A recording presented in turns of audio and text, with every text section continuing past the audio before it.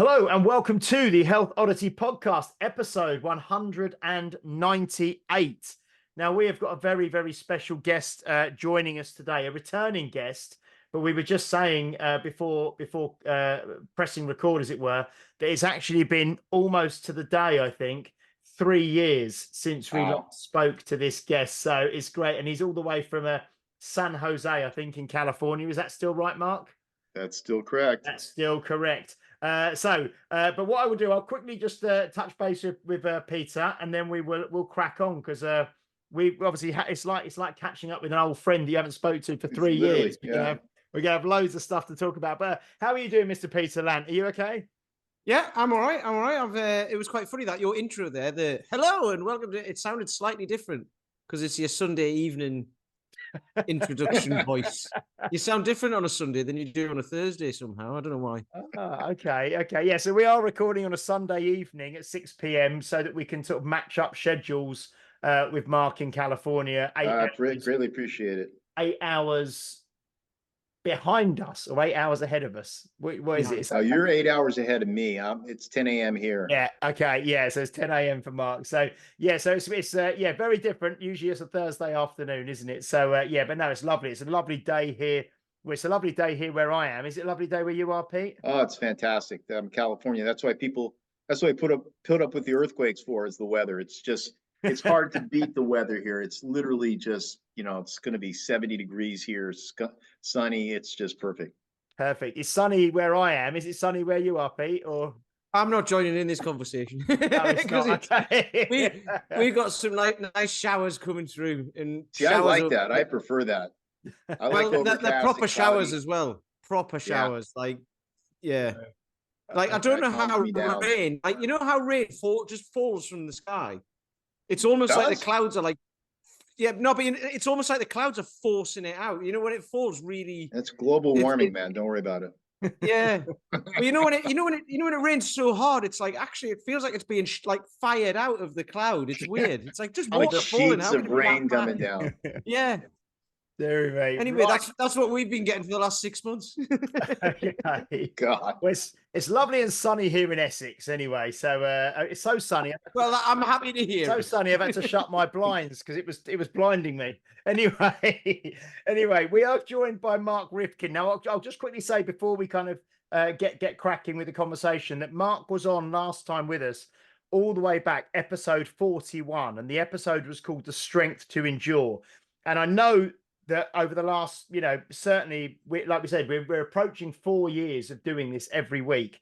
So lots of people will have joined us in the last few months, last 6 months, last year. If you haven't listened to that episode, I'd really recommend you go back and listen to episode 41, because we're not going to kind of go all over Mark's kind of backstory and history. We might touch on it again, I'm sure, but I would really recommend you listen to that episode first, because Mark has been a high level gymnast, bodybuilder, power lifter. He's done ultra endurance. He's been involved with kettlebells since I think about 2001. 2001. Yeah, and he's been coaching for decades. So yeah, many decades. How many decades is it, Mark? Sort of you've been involved in coaching? Well, 5. No, really, 5. I mean, I've been doing this whole thing like 52 years now, and I started coaching. I started coaching right from the start when I started training because we were self-coached, but, technically 40 years, but, really 50. Yeah, fantastic. So yeah, if you haven't, go back and listen, because we're going to kind of almost use this episode to, like I said, to catch up with Mark, to find out what he's doing with his training now, where his latest thinking is, what he's doing lifestyle wise. Because how old are you now, Mark? Do you mind me asking? 67. No, 67. 67 years of age. Yeah. So and still, I follow Mark on friends, obviously on Facebook, and follow on social media, and always training, always walking the walk, talking the talk, and a lifelong devotee to the mastery of training, and we'll talk about that today as well. Good. So Yeah. So Mark, what's, you know, how are you? You know, what's going on? What's your training focus at the moment? You know, what's life Well, like I'm for you? well. Thanks. And first, thanks for having me back. I really was looking forward to it. I really enjoyed talking to you guys. So I was really happy when I got re-invited back. So We yeah, made thanks you, again. we made you wait. We made you wait. Yeah. Yeah, you did. I was Okay. like wondering, well, man, I passed my prime. I'm not getting an re-invite back. No, I mean I mean, I'm incredibly boring in my approach to all this. I'm pretty much doing the same things I've been doing last time we talked.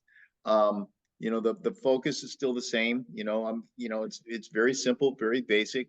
You know, I have a strength component, I have an endurance component, I have my body maintenance, which is my mobility and recovery component.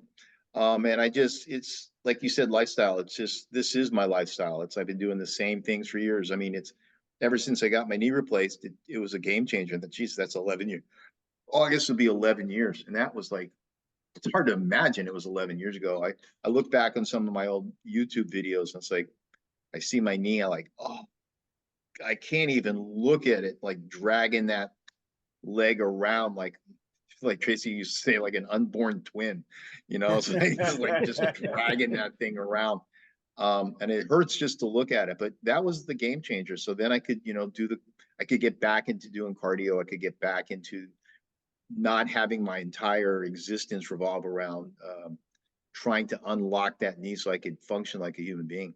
So it's still, you know, my main obsession with my training is still my press. Kind of catching up for, you know, after my knee, I spent, you know, so many years just trying to refocus on, you know, balancing my legs out and getting back into that. So once that got to basically, you know, maintenance level, then I just really started obsessing about the press as much as I was, like Peter can relate to. Yeah. But it's fun. So I mean, I was going to ask actually, if you wouldn't mind, because I've got a lot of older members at my gym, and quite a few of them have had joint replacements now and are having, you know, you know, sure. recent knee replacements, hip replacements. We've got people, you know, with knee replacements and things coming up. I mean, if you had I suppose, a message or a bit of wisdom or something around, because a lot of people see this, you know, maybe a knee replacement or a hip replacement as something that is, you know, the end of being able to do something. You know, their life's going to change dramatically afterwards. But you've obviously shown that you cannot just survive after it. You can actually, you know, get to a level of performance and you know, and things can be better after it. So what's your kind of Well, I think thing their life is around? going to be dramatically different, but it's going to be dramatically better. It is going to change, but for the better. I Mm, mean, most people, if you need a knee or a hip or any joint replacement, you're at the end of the road in terms of ability to cope with that joint. So when you get it replaced, I mean, it's like the heavens opened up for me. Like I could, you know, wasn't 24/7 thinking about, you know, how am I going to get through the day because my knee hurts, or how am I gonna, you know, move so that it's not so obviously acting, you know, moving like a cripple, that type of thing, and just mm, constant pain. mm, So yeah, once you do it, it's not an end, it's a beginning. mm, But the most important thing and the biggest takeaway and the biggest piece of advice I give everybody about joint replacements is range of motion, mobility first. You know, mm, it's like everybody, you know, everybody overly focuses on strength. Strength's important, but more important is, does that new knee, that new hip, new whatever shoulder um, bend correctly and extend correctly? mm, Because everybody's, you know, you want to have normal ranges of motion for symmetry of your back and things like that. If you have one hip that's off and one knee that's off, that's going to throw that reverberates all the way through the whole body. So the main thing is, you know, the flexibility, mobility, stability, and then strength training. I mean, you do them all simultaneously, but I think a lot of people um, get not so much frustrated, but you know, don't realize it's going to take some time to get the knee equal in flexion, mainly to the other knee. But if you don't do it, then everything's going to be wonky after that. So because I just think, like it's a daily routine with that. because when, from my experience, from working with people and having people in the gym who've had it done, obviously when you put in an artificial joint, the artificial joint has full range of motion, doesn't it? Before, Right. if you just held it in your hands and moved Right. it then obviously gets put into the body and gets kind of like attached but there's so much sort of scar tissue and things that are built up around it. Is that what you're really trying to Well, get you know, to prove? there really What shouldn't is be that much yeah. scar tissue. I mean, when they take the old joint out, you know, they cut it out and they stick the new joint in. Like you said, it has full perfect range of motion. There shouldn't be that much scar tissue if once they put it in, you start doing what they want you to do, which is bend it and mobilize it and stretch it and, you know, squat basically and lunge. So you're using it in the correct range of motion. And then just doing the soft tissue work, right? The self, you know, the foam roller, the balls, all the things, stretching, mobilizing the joints so that everything's supple, right? The tissues are supple and soft all the time because it will tighten right back up. Then as you increase strength abilities and you know, it's like anybody else, you train, you get a little stiff and sore. And then if you don't soften it back up, then it kind of locks back into that soreness. It's not scar tissue per se, but it's just like any tight person, they have that stretch reflex kind of turns on too soon. And it's even more so with artificial joints where the stretch reflex, the muscle tissue gets super stiff. You just have to kind of reset where that stretch reflex activates. And you want it to be even with the other one. I mean, it's a slow process in the beginning. But then once you establish it and you maintain it, it's not that hard to keep it going. But it's like everything else. Consistency is everything. I'm still out in the gym. The first thing I do every day is you know, mobility, flexibility work. I was going to say you're obviously much more not knowledgeable within yourself, and obviously and like you said, the word consistent and strict with doing these things than many people may be. I do have I have one guy, Andy, who's absolutely brilliant. His knee's like superb now, but as you know, you wouldn't even know he'd had it replaced now. It's right. That's a lot of people if they do it right.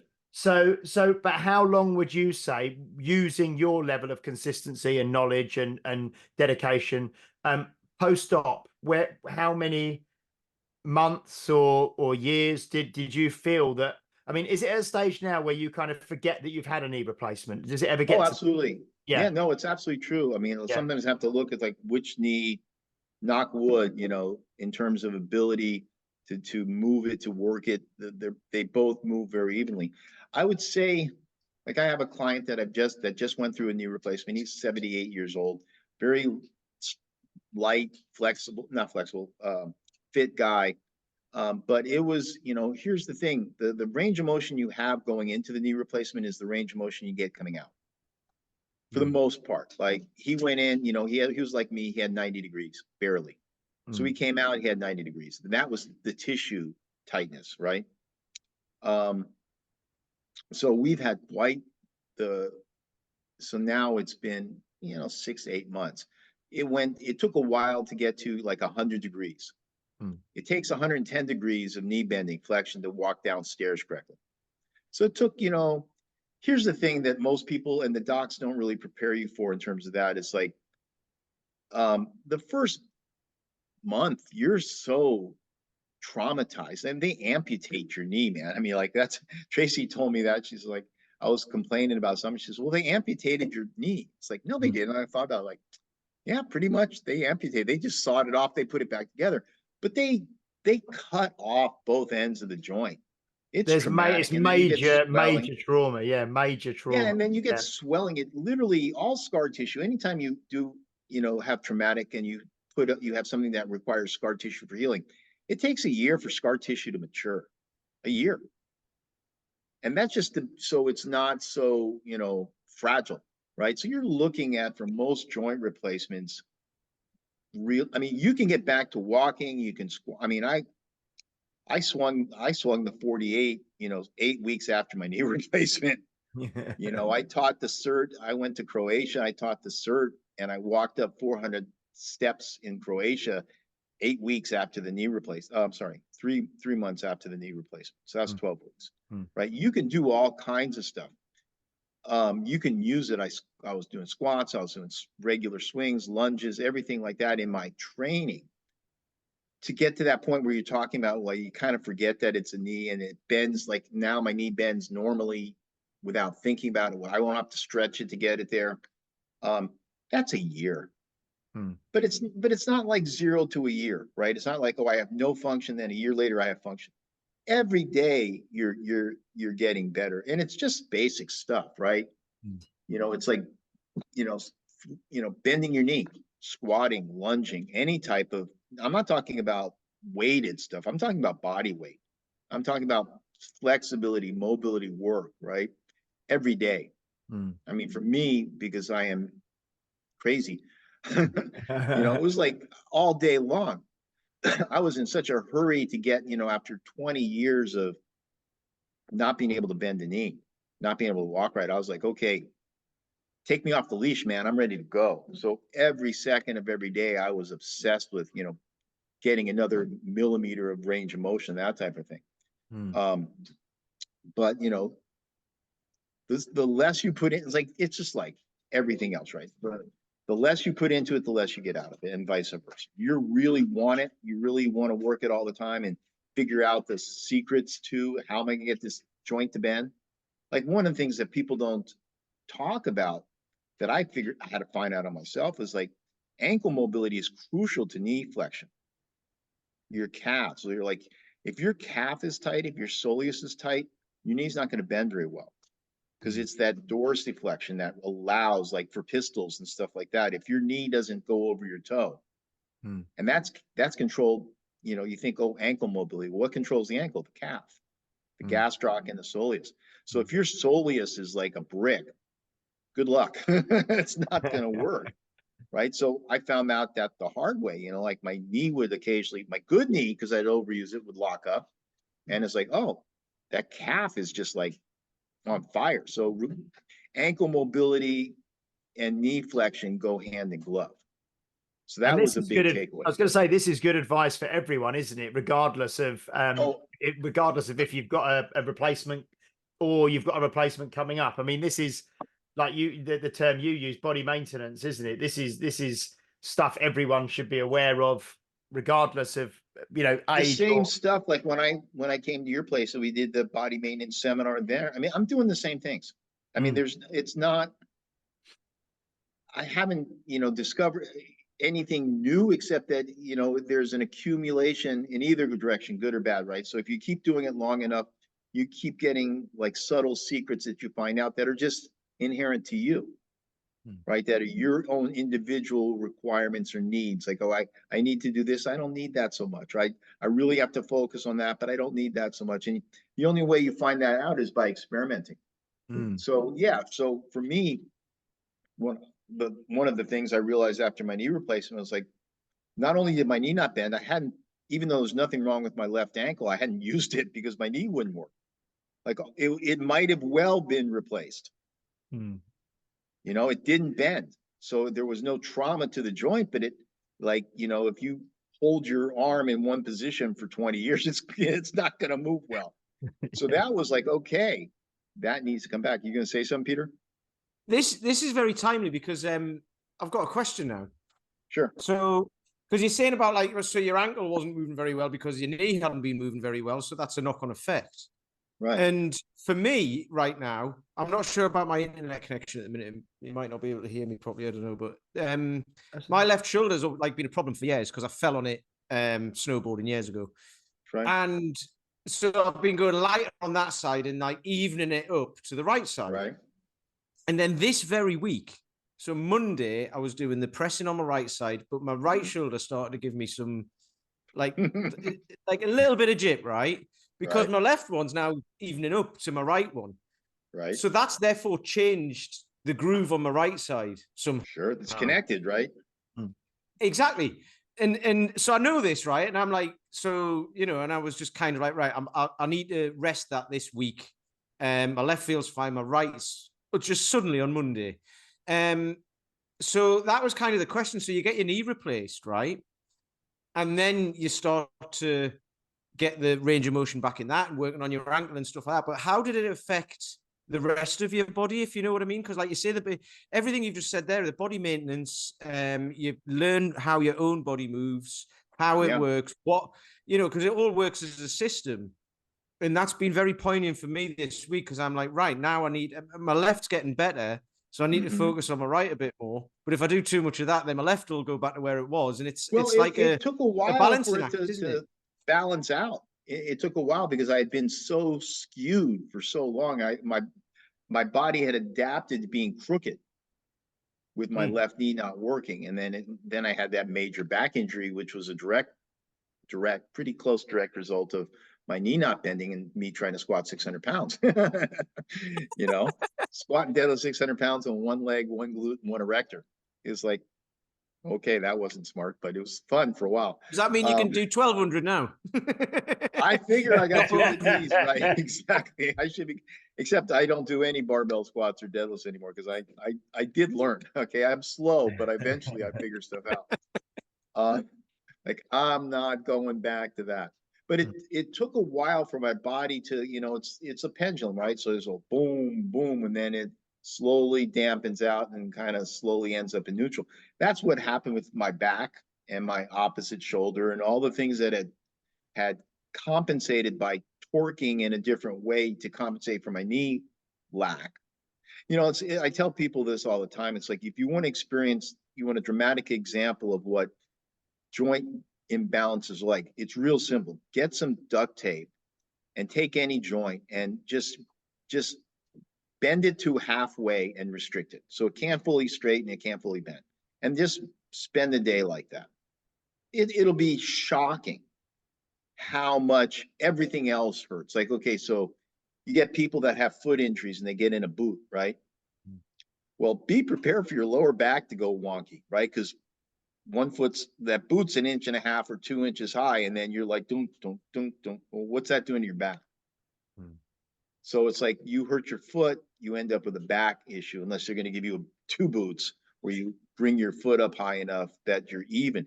But one of the basic tenets of body maintenance is always square, plumb, and neutral, and it's still to this day the base. It's like first principles, right? What are first principles? Square, plumb, and neutral. Because if you're not square, plumb, and neutral, nothing else really. How do you load? Right? Like if your car, if one wheel, it's the same examples I've used forever. Like one wheel goes this way, one wheel goes that way. You try to run it fast, tires are gonna blow, alignment's gonna blow, frame's gonna bend. I mean, same with you or me or everybody, right? So you have to be as close to as possible to square, plumb, and neutral. And that changes daily, right? You sat on a plane for 15 hours. You're not the same body that you were before you got on that plane. So it's like it's the key, the first principle of body maintenance is just do, a regular assessment. What's tight today? Like you just said, like I woke up and, my right shoulder's been fine. My left shoulder was wonky. Now my right shoulder's wonky. What's going on? It's going to change. And if you're not paying attention, it's gonna, I tell people all the time too, it's like, oh, so-and-so hurt, I got tweaked, right? I didn't know. It's like, well, you knew, you just didn't pay attention. You get the tap on the head. So you're getting the tap on the head right now with your shoulder. If you don't pay attention, you're gonna get a 2x4. And then you're gonna fall off a cliff. It's like, well, I didn't know. Yeah, you did. You ignored it. It's like people ignore stuff. It's no big deal. Like I tell my clients all the time, it's just, why do you want to tell you? Because they're just little things. It's like, tell me the little things. I want to know the little things. Little things are easy to fix because little things always turn into big things if you ignore them. It's the Perry Nicholson one that he says, if you listen to your body whisper, you don't have to hear it shout. It's that, and it's that, 100%. and we and I have that with clients. I think we probably all do. Where sure. They're doing a set of say 10 swings, and around the 6th rep, they feel something slightly, but not enough. You do another rep, see if it still hurts. So they do the full set of 10, and then they put the bell down and go, oh yeah, I felt that at about 6, but I just carried, wanted to finish the set or whatever. Right. Oh yeah. Yeah. It's so Mark, I mean, what would be really interesting actually, because I think it would really, well, I just think it'd be really interesting for me as well, is your current programming your current training, you do a lot of like you do the bar. So you mentioned you don't barbell squat or barbell deadlift, but you Right. do barbell overhead press. Yeah. And you one hand swing rather than two hand swing. And I remember last time we spoke about this, and you said the one hand swing is better for your back than the two Right. hand swing. And then you do, I know you're working on pistols as well still, aren't you, regularly? You do Yeah. your pistols as well. But So just what, my left leg. just yeah, okay. And I know you do accessory work, and I want to talk about rucking with you again, because Sure. you've already been out this morning for a 2-hour ruck in California this morning. So I want to talk about that as well. But what's the you mentioned the obsession with the overhead press, in terms of doing it as a barbell press rather than say a Yeah, unilateral it's kettlebell just, press. What's the preference for you? What was the thing? What's the thinking behind that it for you? doesn't hurt. Okay. You know, that's like my metric for everything. Does it hurt? If it Mm. doesn't hurt, I stay with it. If it hurts, like people always like, because I have a really giant, you've seen my back arch, it looks like it hurts really bad. It's actually corrective for me because my back injury, because of gymnastics, I had a really flat lumbar spine and I'm kind of a round back person, don't have a normal lumbar curve. And I overdeveloped my abs from 8 years of gymnastics, every, 5 hours of ab work every day in gymnastics, right? And then bodybuilding, more abs and powerlifting, stupid heavy ab work, right? That's why it makes me laugh when people say, oh, squats don't work your abs or something like that. It's like, I can't do squats because if like even double kettlebell front squats, every time I do them, the thing I load the most is my abs, and that messes up my back. So it's like, the reason, so the big arch is corrected for my lower back. It actually feels better for me because it's like, people don't freak out like when you do wrestler's bridges, right? Or neck bridges or any kind of bridge, like, oh, that's cool, you're strengthening your back. But if you stand up and bend, then it's like you're going to destroy yourself. Well, I've been pressing like this twice a week for 9 years now. So if something would have gone, I figure it would gone, right? It feels better. Now, it's weird because the barbell press, just like I can't do the the barbell squat or deadlift because it's bilateral and my back is so asymmetrical that my strong sides does low overloads. With the barbell press, it actually creates a symmetry. Like I figured this out the hard way. Like when I was doing a lot of single kettlebell press with Strong First and teaching it and working and all this, I had like constant bicep tendonitis because it was in that frontal plane. I was trying to press in this plane instead of like you press, Peter, in that frontal plane, which is what my belief the proper kettlebell press should be on the frontal plane, not in the sagittal plane. So I was trying to press as they were at the time in this frontal plane. I'm sorry, sagittal plane, front to back. Yeah. Sagittal. Frontal is like getting cut down the side, right? So I always had bicep tendonitis. And then, do you remember Primal Move, right? Peter Lakatos' Primal Move. When we went to the first cert, I hadn't done any push-ups or anything like that. I was like shocked to realize I couldn't do a single push-up off the floor because all that stuff, everything started on the floor and you push up. My right shoulder was just, that scapula was completely dysfunctional.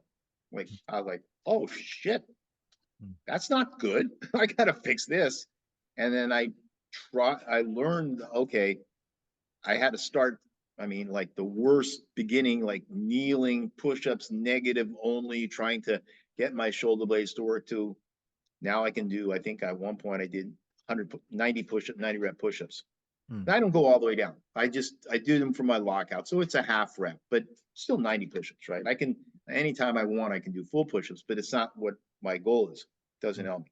Anyhow, when I was doing the push-up work, and that basically really rehabilitated my shoulder. It taught because my shoulder issue, and for you, going back to what you're talking about, 99% shoulder issues or scapular issues. People don't understand the connection between the scapula and shoulder flexion.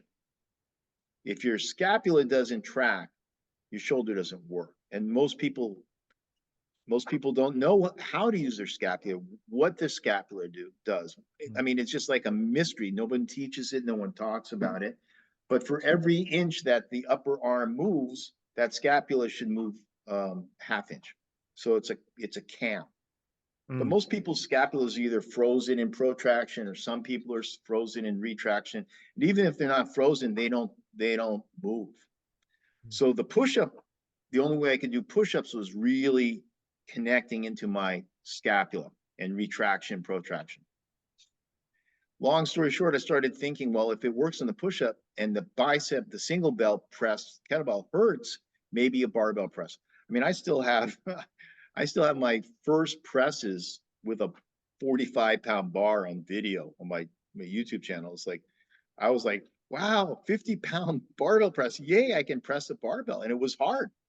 And that was, whatever years ago, but it's like, then it basically allowed both sides to work symmetrically. Now that didn't work for barbell squats and deadlift. I tried it. It was same with two-hand swings over and over. But my upper body was different.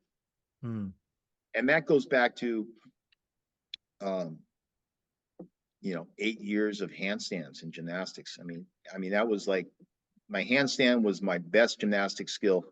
I never missed a handstand in competition. I could do a handstand on anywhere. I mean, I could do a handstand on the edge of a building. I used to walk up and down stairs on my hands. I felt more comfortable in my hands than I did on my feet. And then after my back injury, I completely lost my handstand, which was like, oh are you kidding me? Like, okay, don't take that away. But that was gone. So when I got back to barbell pressing, that became like the substitute. That's part of the reason I'm so obsessed with it. Can't do handstands, but I can press with a barbell all the time and get away with it, because that was my original skill, was handstands. So that's going back to that. Yeah, because I know like Dan John talks a lot about, in America, he's North American males do lots of pressing, but the majority is horizontal pressing. So it's the the bench press, So he really recommends that most people do the overhead press, because it's something that a lot of people have shoulder issues, and we've been talking about them. So the overhead press, he thinks much more beneficial for the majority of people than a bench press. Well, yeah. Do you want to talk about that? I think it's a very important point. I think he's 100% right. But what he's missing, and what most coaches are missing about the press, even, is, are you doing the press as a shoulder exercise or as a lift? Like, Peter, your press is a lift, right? I was just thinking this. What I've learned of Paul, and we did this at his workshop, is when you're pressing, saying going frontal, but you kind of, as you push back a little bit as well, because I was getting the same problem as you, bicep tendonitis. I was getting sore elbows doing pull-ups, right? This scapula, because if you look at the, in some of the books I've got, you look at the vectors on a scapula, and it's nuts. Like, there's arrows going everywhere. It's nuts. Yeah. So that on my right I was doing that, but on my left, it's starting to get stronger, because as I press, I push back a little bit. And not wing out like that, but push back a little bit, and then it engages, rotate, and push away from the belt. Yeah, exactly, and that makes a massive difference. And then that's what's helped that shoulder. And I think what most people are taught is basically the press as a shoulder isolation exercise, which is horrible for your rotator cuff. That's where most people have problems. Is like, don't move your head, don't move your torso, make it super strict, and you're going to wreck your shoulders. So that's where I think where the most people, like in the old days, in the 40s and the 50s, all the original bodybuilders or strongmen or strength athletes all did overhead presses, but they did it as a lift. They weren't trying to do it strict. They weren't trying to isolate their shoulders. So they either leaned back, or they had a hip drive or something like that, which kind of took some of the load off it. And just, it's the same thing as like hard style kettlebells. You're distributing the load. You're not trying to, you're trying to use your whole body to do the lift. And I think when I started doing it, that approach of pushing away from the bar saved my shoulders. Well, I can't do it I can't do it the other way. It hurts, so I don't do it. But I think that's where most people got away from it in the US and all over the world, is they were doing it military press, right? Is by definition strict, no momentum. And yeah, it's going to destroy shoulders, it's going to hurt. No one's going to want to do it. But getting back, and then they banned the press in the Olympics, which was, you know, if you're a judge in a competition, judge. You know, if the guy or the girl is doing the technique and they're cheating, give them a red light. You don't have to drop the lift, just judge, you know, like judge hard, right? If you want them to not bend their knees and do a push press or lay back too far, fail the ones that lay back too far, and everyone will get the message, right? If you do it this way, you're not going to get white lights. If you do it this way, you will. So, but they took the press out, and I think then it became unpopular, partly because it has no publicity, and everybody went to bench presses, which is the worst shoulder exercise you can do, okay, for your shoulders. I mean, that will everybody that bench presses long enough will get a shoulder exercise, because the scapula is compressed on the bench. Your scapula can't move. So your scapula is pinned by your weight and whatever bar weight is there.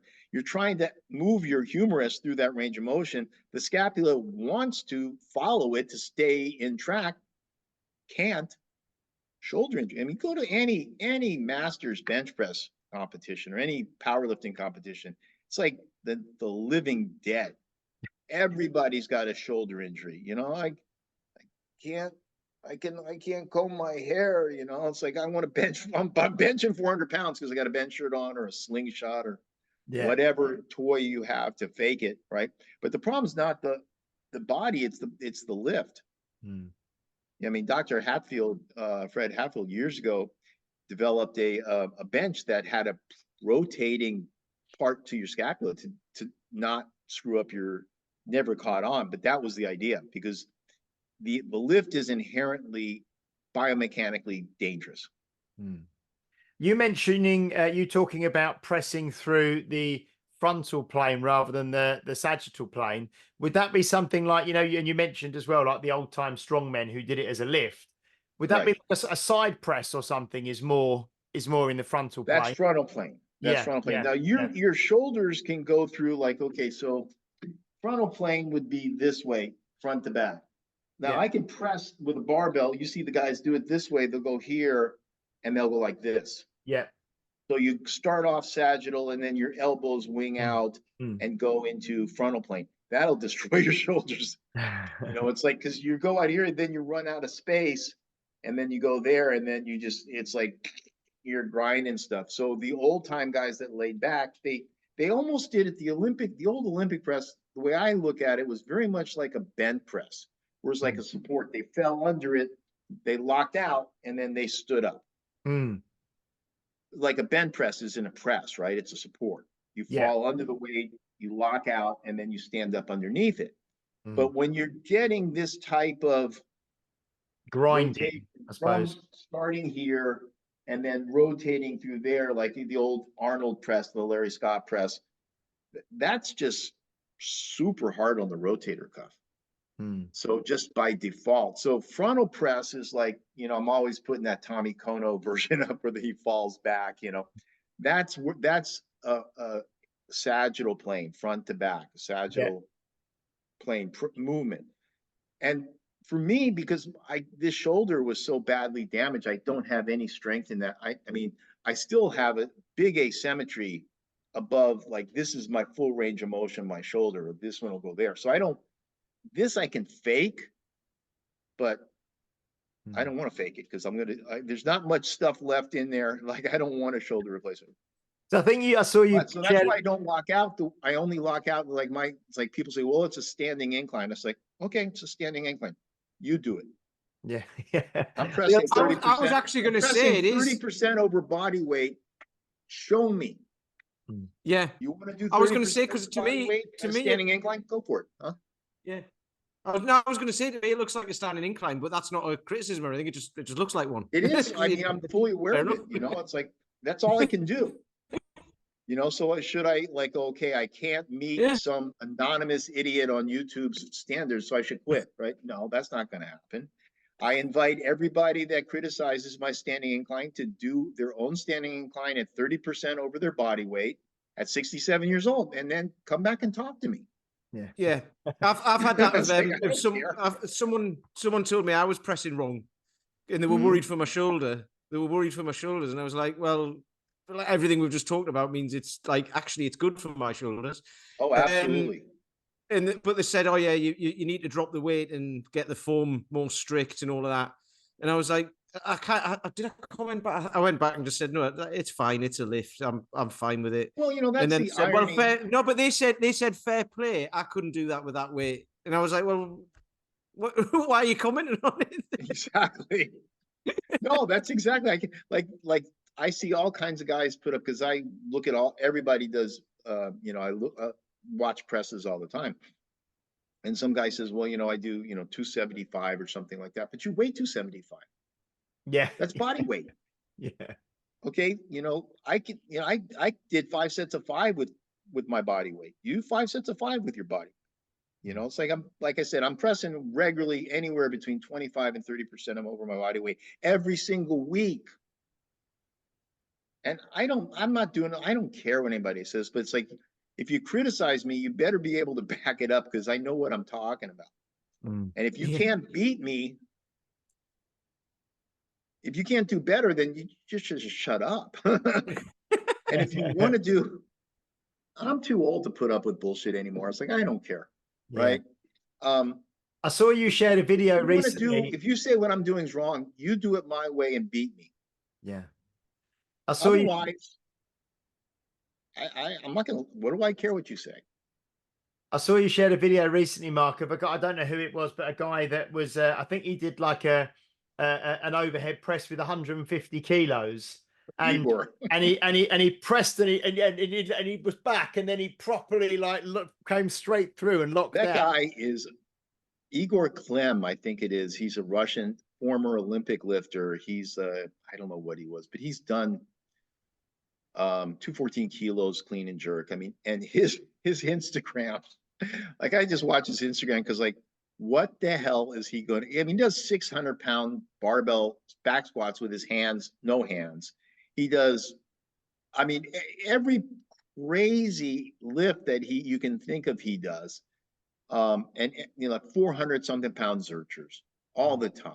I mean, it's just seated Zotz press with, you know, 200, you know, 110, 120 kilos. I mean, just insane stuff that he doesn't really train for. He's just so stupid strong and flexible. I mean, they do Cossack jump squats with 150 kilo barbells. They jump up and kick a leg out. I mean, it's just, but that press was just very much, that was the old school Olympic press. And that was one of the better ones where there's no knee kick. I mean, it's just, that was the technique. But I think a large part of what went wrong in the kettlebell community on all sides of it, forget GS because that's its own thing.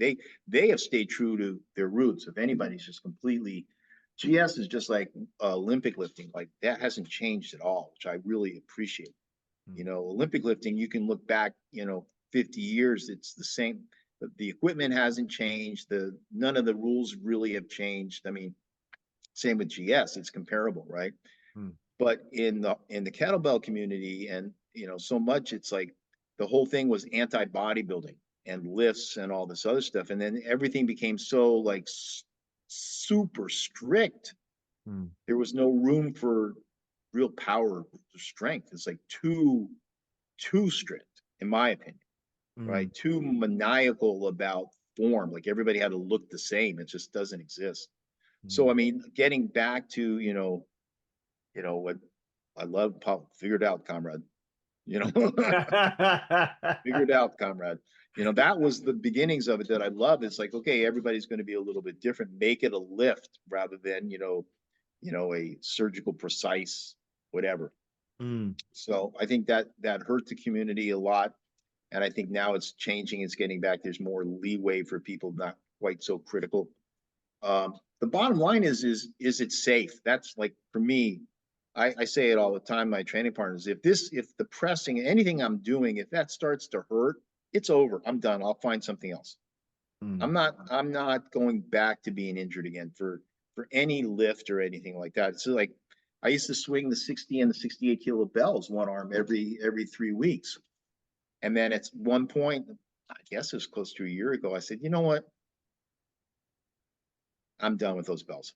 You know, I nothing hurt, but I was getting that little whisper, you know, like, okay, you know, I'm going to pull a forearm, I'm going to pull a groin, I'm going to tweak something. It was just, and there was nothing that was really, I originally did it thinking it would really help my absolute strength for presses, but it really didn't translate.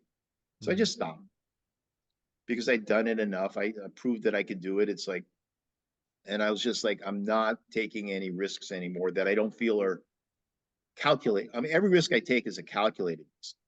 I was going to say it's that risk versus reward, isn't it? And when absolutely the risk outweighs the potential reward, then it's a sensible decision, isn't it? And yeah, no, that's fantastic. Yeah, I mean that's the same thing. Like I could do two-hand swings, but it's like I've proven to myself it would only be ego for me, and there's no, you know, for me it's the same thing. It's the asymmetry creates symmetry for me. Yeah. I find this hugely fascinating because people might look at a lift, say the way I press or the way you press, and they go, that looks like it hurts to them. And it's like, right, well, if you think it will, it probably will. But if you train it, it'll train you to be stronger in that position, because every position should be. Well, and you have to find your specific idiosyncratic position, right? Like I'm sure you've heard, like you show anybody a kettlebell swing, any version, GS, hardstyle, whatever. What's the first thing they say? It looks like it hurts your back. I mean, it's logical. It does look like it would hurt your back. But this is the thing. So, because we're talking about like risk, reward, all of that sort of stuff. The heavier bells, you said you were swinging, there's this little whisper in your head saying like, I'm going to stop this. And if that little bit of doubt is in there, if that starts to grow, then it's likely to happen. And this is where I think people can get scared of actually lifting weights and stuff, you know, like people who are getting new to it or whatever. And they're kind of like, I don't know where to start. I'll go and start. And then they get injured because they might try too heavy or they've not got the right technique or something like that. And it puts them off. And then they're like, it's not for me because it's too dangerous. And it's like, well, everything has an element of risk. Oh, absolutely. But if you manage that really well, if you manage that really well, everyone can get stronger. And that's what, it doesn't concern me, but it's I don't know. I find it a little bit sad because that used to be me back in the day when I was weak and I sat behind a desk all day and my posture was bad and all that. And it's like, actually, it's a really good thing to be able to get over that initial fear and just say, right, I'm going to get strong, like you with your knee and all that. I'm going to make this better. I'm going to get better at this. Well, the thing also is like, it's not as if doing nothing is safe. Yeah. I mean, really, if you could say like, listen, if you just sit down for 12 hours a day and then sleep for 8 hours a day, you know, you can remove all risk of injury or disease or illness, then it'd be that, but the exact opposite is true. So it's not, there's no risk, right? If you sit for 12 hours a day, there's all kinds of risks. I mean, serious risks. So if you go out for a walk and you do walk training or you do whatever you do, there's going to be risks. It's like learning to manage it. And again, learning to train correctly, learning what are smart progressions, learning body maintenance. So like, okay, do I have normal ranges of motion? If I don't, how am I going to slowly get there? You know, do I eat like an adult? Right? Dan Johnson, like eat like an adult, right? I mean, if you don't, then like you got to put all these pieces together, or you don't, and don't do it, but don't complain at when stuff goes sideways, because it will. Just when, not if, right? It's like people say that all the time. Well, if I die, it's like there's no if, it's when. I mean, if you die, you're not planning on it, you'll be the first, right? It's when. So it's like, manage your risks, make take responsibility for your choices, right? That's the other thing. Nobody wants to take responsibility for their choices. So I can't do this. Like, okay, you're right, you can't do this, but you think that has no effect? Of course that has an effect. So be an adult, take responsibility for your choices. If you're too lazy to do it, find a way to not be lazy. You know, baby, whatever it is, it's like, or if you choose not to, I don't care. It's not my life, it's your life. But don't complain to me afterwards why, XYZ you didn't fulfill your goals, you didn't lose the weight, you didn't stop smoking, you didn't blah, blah, blah. It's like, okay, make a choice. Grow up. Just because you're old doesn't mean you're mature, right? It was something I was talking to someone a while ago, and they said something about that, about getting older and getting wisdom. It's like, not everyone gets wise as they get older. I think the opposite is true. I think most people get more stupid as they get older. They just shut off. Like, okay, I'm old. I don't have to learn anything anymore. It's like, okay, that's not going to work out well. I already know everything I need to know. Right. Then your whole life should be working 100%. No, so I mean, my training is, after COVID, and I moved my business online, so everything's out of the home. It just got so much easier in one sense. So I didn't have to travel. I didn't have to worry about the studio. It's just, my routine became very easy to maintain, and I'm really routine based. So it's like that, get up and do my stretching mobility work, and then do my clients, and go do my training every day. And then it's just, all those different, the strength component, the endurance component, the power component from the bells. It just worked out really well. I think one of your quotes that we've used a lot on the podcast since you're on is the thing that you said, whereby you never ask yourself if you feel like training in the morning. Oh, no. You just get up and then you just do it, and you never even ask the question whether you feel like doing it, because whether you feel like doing it or not is irrelevant. It's got to be done. 100%. That's a game changer. Yeah. Is it on the schedule? Go do what you can. Suit up, show up to your best. Yeah. Like, so, some days, you just never know. Like I ruck on Thursdays and Sundays, and I ruck on Thursdays at like 1 o'clock or something like. So it's the heat of the day. There's usually no cloud cover. It's hot. I've been up since 3:30 in the morning. I don't want to go, and most of the time it's just a slog. Basically, most of the time it's just like, just put one foot over the other. Stop trying to talk yourself out of quitting early. Oh, I need to get home early. No, you don't. Just do your sets, do your reps. And then some days, for absolutely no reason, it's just brilliant. Like Thursday was just for absolutely no reason. I went out and it's like, wow, I was fast. It was loose. I felt great. It was like a record. It was a PR time for a ruck for the Thursday. It's like, you just never know when you're going to have a good day. So you can't judge. Like, I didn't feel great going out, but as soon as I started walking, I could tell, like, oh, my legs are loose today. It's going to be really good. And this morning, had a really hard swing workout yesterday, and I got out this morning, and it's like my legs were like 2 sacks of concrete. And it's like, okay, this is going to be hard. But it's your hard workouts that make you, right? It's the hard workouts that develop you. If it doesn't, was that saying? It's like, if it doesn't challenge you, it doesn't change you. And 90% of the stuff that you need to get from your training is mental. Yeah.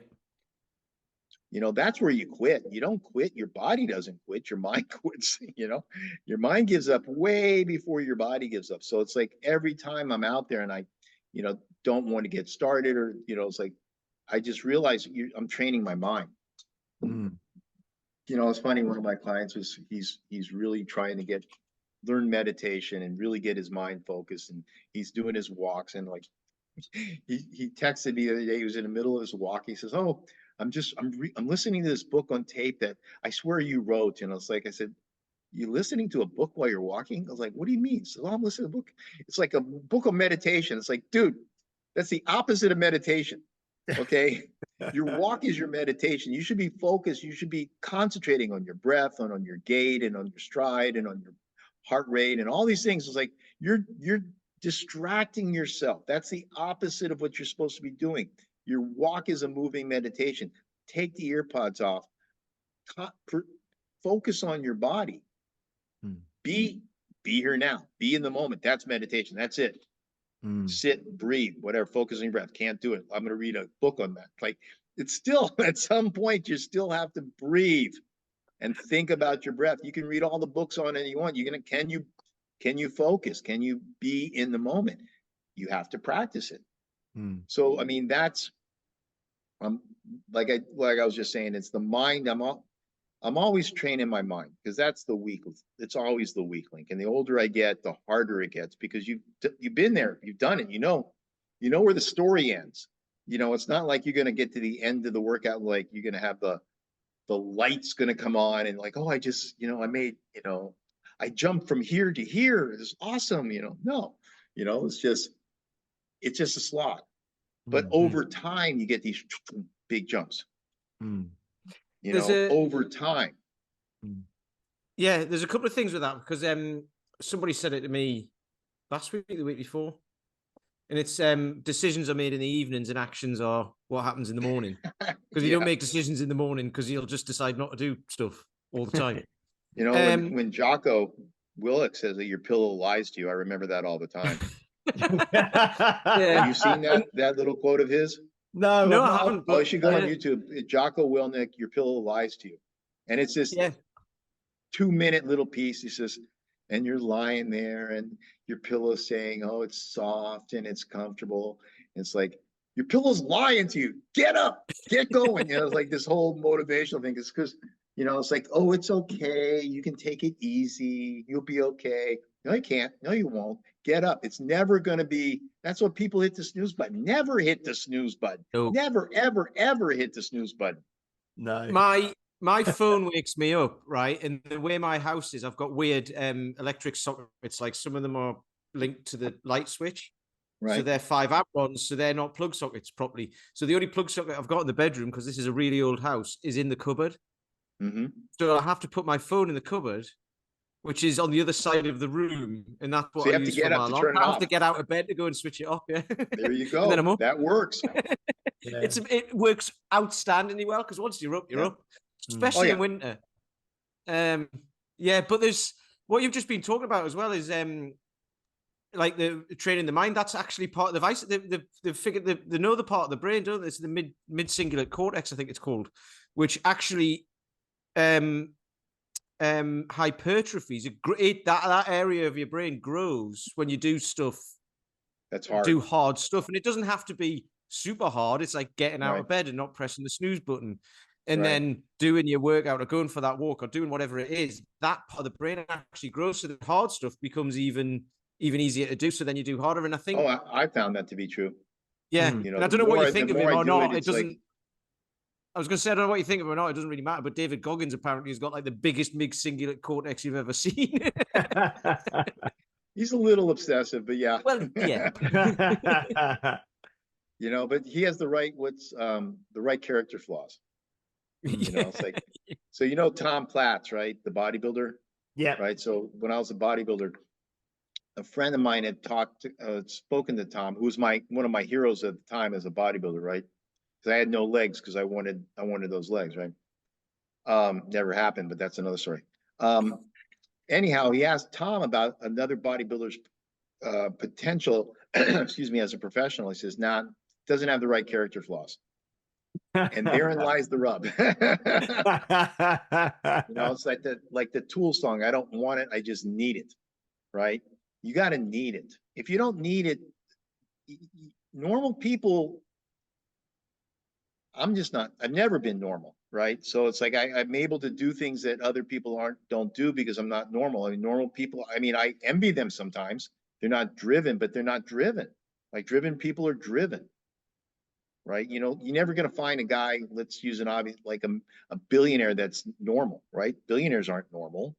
You don't develop great things if you're normal. Probably not dysfunctional, but you're not normal. Normal people don't do those, but they don't care. But you can use that stuff, right? Yeah. And so I've- that's just been my life, since the time I was 14. I was going to So it's ask Mark, as we start to kind of wrap up, what you're 67 now. Obviously, we're definitely not going to leave it another 3 years to talk to you again. okay. We will speak to Great. you. We'll speak to you much sooner. But in 3 years' time, you're going to be 70. Right. What is your, if you can project? I mean, do you project forwards mentally, kind of, and say, well, 3 years' time, this is? I mean, are you just going to be doing the same stuff? In 3 years' time, and you're going to be maintaining this lifestyle that you've got? Do you have any kind of targets or goals or ideas of where Well, you yeah, want to be in 3 years? if I can, I feel like a lot of what I do in my training now is maintenance. Like, if I can maintain this level of training strength and volume and abilities, like if I can do my swing workouts at the same level, like, okay, so right now I'm doing a variation of Pavel's axe style training. Like, so I'm doing a lot of sets and low 5-rep sets, 5, 6 reps. Because one of my goals, like when I did the 5-minute swing test years ago, but the swings weren't very high, right? I just damn near killed me, but it wasn't very high. So I was like, okay, my next thing was I wanted to build the height of the swing. So I didn't change any of the workloads, but my focus was bringing my swing from like belt level to chest level, which I have. So if I can maintain that level of power at the same workloads, the same volumes in 3 years' time, that's that. The same with my rucking. My rucking's actually gotten faster at the same weight. So if I can maintain, that's one of the things that people don't do is they never measure. So they don't know if they're getting better or weaker, right? I do want to be, the press, I've been in a real press slump with my group. Like, it's like, because I have so much, I'm making this movement up, it's just very specific to me. I've done 225 16 times. And I've done 100 kilos 36 times. Okay. But I don't understand why I can't do 225 every week. I do understand, but it's a technical issue. It's not a strength issue. Because if I'm in the right groove, it goes. So long story short, I want to be the only 70-year-old that's pressed 225 at 175-pound body weight. So that's my main goal. If I can maintain, even if it's 100 kilos, like I haven't done it the last 3 years in a row. I pressed 225 on my birthday. Haven't done it. My birthday's in March. I haven't done it this year. I pressed 220 a month ago, but I haven't done 225. So I got the rest. So, but that's the main goal. Is I want to be able to. My press goal is realistically is I should be able to do 2 plates every week. I don't see why not. It hasn't proven to be true, but I don't see why not. What's fantastic is hearing you talk, because it's similar to when we had we speak to Fabio Zonin sometimes from Italy, and he's and you and him, you people who are very, very good at strength and are accomplished at strength over a long period of time. I mean, he's 53, 54, I think, around that age. So you're kind of older than him, but both of you have got this, the way you just said, right, I've pressed this much weight this many times, I've pressed this much weight, the recording, the tracking, the precision and the planning and the programming. I think that's what we really see when we talk to people like yourself. If people are listening who are younger, in their 30s and 40s, it's having that. Again, it's a different type of discipline, but the discipline of tracking and the discipline of planning and the discipline of recording and numbers and figures. And obviously Paul McElroy, who we have on a number of times, is all into his mathematics. I mean, would you say that is, obviously you have to get out and train, you've got to do the physical stuff. And like you said, it's the hard workouts that make you, but just doing hard stuff without a plan or precision is random acts of variety, isn't it? And just pushing yourself. So how important do you think, or how important do you know, this degree of precision and planning and recording? And I think it's the difference between being an athlete and being an exerciser or something. And I don't want to take away anything from, I'm not disparaging an exerciser. I think that's awesome. People get up and They just want to exercise. They want to burn some calories. They want to work out their body. They just want to move. That's fine. They maybe focus on their career or whatever it is. That's fine. But, you know, that to me is old school. That's what the difference between, if you want to be an athlete, if you want to make progress, you want to have goals, you have to approach it like an athlete. And I think that's a different, like, Fabio's older, I'm older, we grew up in that era where there was no fit pros, there was no fitness industry per se. You were an athlete, you had a coach. I mean, this whole personal training thing just evolved directly out of coach athlete relationships, right? And but it kind of missed that. So it's like keeping track. What is that? I don't know who said it, but basically what gets measured gets managed.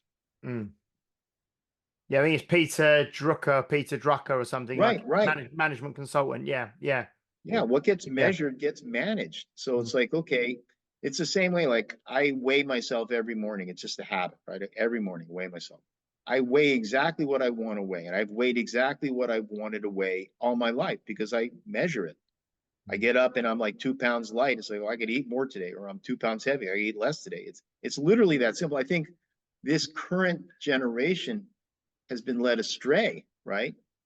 Because everybody believes that it's got to be complicated. It's so simple. It's not even close to easy, but it's so simple. You don't have to go crazy. You just have to develop, you know, like, you don't have to swing. You don't have to do anything. You have to find what, you know, gets you wanting to go into the gym, or like, I want to have this goal, or I want to have that goal. It's like, okay, do that, but just approach it like Paul does, right? Or like I do, like Fabio does. It's like, you know, measure it, because what happens when you measure it, you take accountability into the equation, right? Like, I know what I'm going to do tomorrow in my press workout because I know what I did last week. Now, I'd be much easier if I could go and say, I'll see how I feel. It'd be much easier, much less stress. There's no stress to go in. It's like, what do I feel like doing today? Okay, well, didn't sleep real well. I drank too much, so let's take it easy. And then next week, I drank too much and take it easy and whatever. But I know, okay, this is what I'm going to do. So there's that, what I call the confrontation with yourself. When you know, okay, the workout calls for this, and you know, last week you did the same workout a little bit less, so there's really no reason you shouldn't be able to do it, but you have to do it. And that's that confrontation. Like, okay, here it is, step up right now, no excuses, put yourself on the line. And, you know, it all comes down for me. It's like, I was so lucky in so many ways. I mean, gymnastics ruined my body in so many ways, but it just taught me so much. It's like, when you're swinging around those bars and you're trying to do these skills, like, there ain't nothing else in your mind. You can die. You know, if you're swinging around, you got to take one hand off and do a turn in the middle of that swing. It's like, you better concentrate. And I think that ability to really focus, I think you'll find that amongst all, you know, really good athletes. Sports aside, it doesn't matter. Yeah. It could be anything, right? That is fantastic. I love that. I've made a few notes there, and I've got a few ideas of you know, titles for the podcast just based upon what you said there. But I think it's so true, isn't it? I went in and trained this morning at the gym with Guillaume, and I had a press. We had to do 7 sets of 2 presses on each side. So but last time was 6 sets of 2, and we did that. And it's like, and he said, "Oh, what's today?" I said, "Oh, it's 7 sets of 2 on each side." "Oh, that's more than last time." "Yeah, just one more set." And you think, well, I did it last time. One more set, I can do it. But it gives you that. Whereas otherwise, you might think, "Oh, I'll do 3 or 4 sets, and that's enough," you know. But you kind of, when you've got it written down and when it's planned and when it's programmed, like you say, you just get started and you just move towards it, don't you? So I don't know, Pete. And it shows you what you're lacking. Is it technique? Is it conditioning? Is it, you know, you can't focus, you're distracted, whatever. I mean, it just really shows you what you have to bring to the table to make progress. If you want to make progress, not everybody wants to make progress. You know, it's like I think there's an assumption among trainers that like all their clients have this secret desire to be elite. Like that ain't even close to true. Mm. Most people, you know, like all you have to do is like look at Ozempic, okay, the weight loss drug, right? Yeah. That's going to remove so many people from the training world. It's like I could just take a shot. I'm not going to be a pig. Why do I have to exercise? I'm not going to the gym. I just take my drug. That was a joke forever, right? If you could just take a pill and didn't have to exercise, well, it's as close as you're going to get. So I think, but that's better. Clear out the clutter. You know, people don't want to do it. You know, I mean, I think that's the real takeaway for me. Is like there's certain people that are just itching to get better, to be a better. They don't want to just zip up the muscle suit and then take it off at the end of the day. They want to be that guy or that girl. They want to be that person. They don't want to just pretend, right? I want to be that guy. That's where inspiration and motivation comes from. I look at somebody, it's like I want to be that strong, or I want to be. Why can't I do that? And sometimes there's just like, okay, you're old and broken, so you can't, but it's still motivating. So what can I do? Who can I be? Like I can be, okay, so I'm the old guy. Like I'll be the only 70-year-old that does this, that, or the other. I want to be, you know, I want to keep going at that point, because you look around and like, oh, geez, you know, most people don't do anything. They get old and they just get so, well, like I said that years ago, it's like strong fixes almost everything. Right?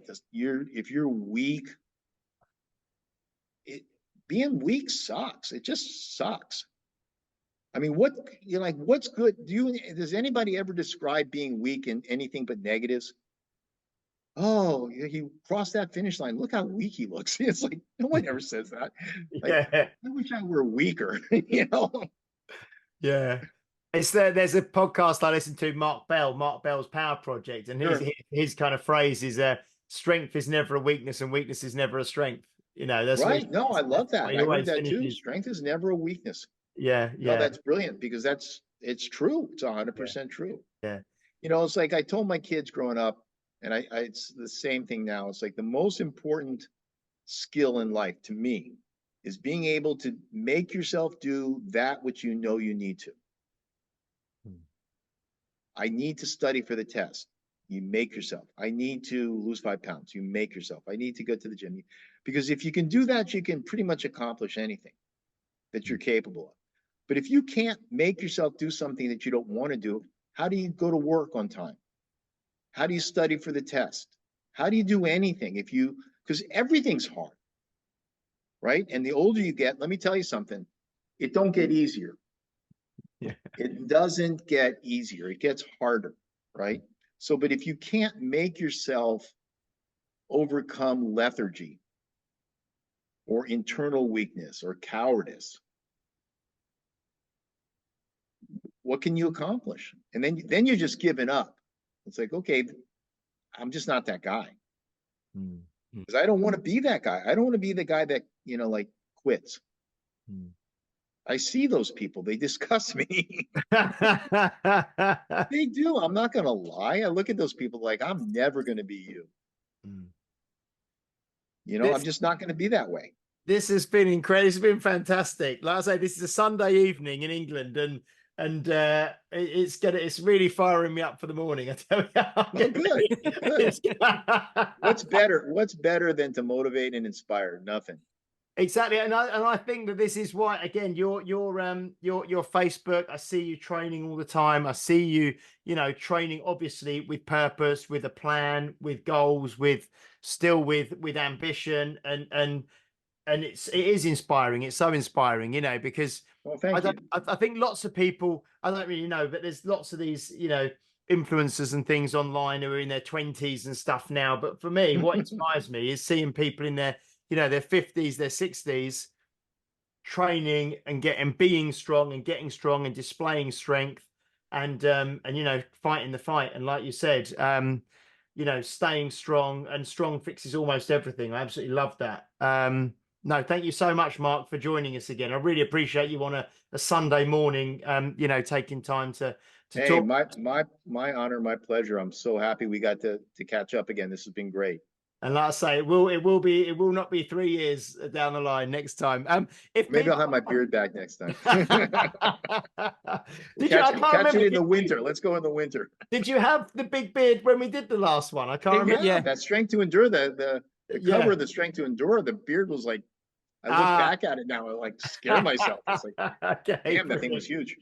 Brilliant. If people do, I know you're on Facebook and Instagram and stuff. If people want to, because I think this has been brilliant. I'm sure lots of people, if they hadn't listened to the first one, listen to this, they're going to be really interested to kind of, see what you do and things. What's the best way for people to kind of, well, if they get in touch, they want to just look at my training stuff, like my YouTube channel, which is Mark Reifkind.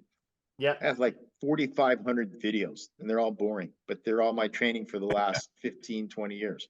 So I got literally 4,500 videos up on YouTube. GearIaStrength.com, which is my website, which is older than me, but it's got pretty much all my podcasts. So if they want to look back and listen to any of the podcasts, it's pretty much just it's a static brochure anymore. So all the podcasts are on GearIaStrength.com. And then my blog, which I do Facebook, but then every workout is blogged on wristblog.blogspot.com. If you go to the website, the Gear Strength, it has my blog link, my Facebook link, and my YouTube link. But I don't keep the detailed blogs that I use, but it has everything on there as far as the workouts. And then, that's probably the easiest way. In Facebook, I'm always on Facebook. So that's that. Brilliant. Thank you so much, Pete. Anything you'd like to say before we wrap up? Too much. So we'll be here for another hour. So I'm gonna keep my mouth shut now. Well, and Peter, I'm so impressed. Speaking impressed, I'm so impressed with your pressing and your pistols. As I watch all your stuff, and I always get inspired from that because it's seriously impressive, man. Like I couldn't do those presses. Yeah. Do you know there was something I saw yesterday? I think 2 years ago yesterday, I pressed the 40 kilo for the first time, right? I thought it was a year ago. It was 2 years ago. And now I can do about 7 with it. I'm aiming for 10. I mean, I'm aiming for more than that, but right now 10 would First be good. 10, then more. Yeah. But I was looking at it and I was like, God, it's taken me 2 years to get from 1 to 7. And it in my head. No, honestly, in my head, I was like, oh. But then I'm like, no, I'm going to keep going. Like, that's one of those things of like, you can look at anything, it's good or bad or whatever. And it was just like, I was like, oh, it's 2 years to get to that. Well, and I was, it's exactly like I look back at how long it took me to get to 200-pound press, right? I mean, it took me a year to get from 190 to 200. And I think it took me 6 months to get from 200 to 205. And now I did couple of weeks ago, I did 11 singles with 205. And now I can do 200. I can fall out of bed in the middle of the night and press 200 with any technique. So, I mean, that's why you keep track, and that's why you take note, because you look back and you see that like, oh, I thought that was, horrible that it took me so long. But then you realize like, wow, look how much progress I've made in the same thing. Like you didn't have to do a new exercise routine. You didn't have to change lifts and go to a double press or a 3-bell press or press them from your pinkies or whatever. You just made progress doing the same thing. That's, to me, the most impressive thing. Is like, another thing I'll use in my mind is like I say, sometimes you have to go backwards to go forwards, right? And that means you clean up your training, you clean up your form, you go back, and like a lot of times this happens from an injury, right? You get hurt, you can't do the same weight, so you go backwards and you kind of fix the little details you didn't have time to fix when you're going heavy, and that catapults you up. So I'm always impressed watching your stuff. So, and the other thing, Pete, as well, is most people in their late 40s, that if you look at the general people, that they're going to be trending downwards at this stage, right? And you're trending up. Yeah. So it's it's fantastic. Keep it coming. Anyway, brilliant. So, guys, thank you so much for listening. That's episode 198. We're going to be back week with episode 199 with Alison Young, who's just won for the second time in a row the Tactical Strength Challenge. So Oh, wow. Worldwide. So Alison is going to be back with us. I'll have to catch that one for sure. Yeah. She's really great. So she's SFG2 now working as a trainer as well. A very strong lady. So Alison will be joining us next week for episode 199. So yeah, thank you so much, Mark. It's been an absolute pleasure talking to you again. It really has. All right, guys. Good to talk to you. Looking forward to the next one. Brilliant. Take care. Thank you, guys. And if you can, please like, share, subscribe, leave a review if you're watching or listening on a platform that allows you to do so, especially Apple Podcasts. We're trying to get our reviews on there. That would be great. And we will see you next week for episode 199 with Alison Young. Until then, bye-bye.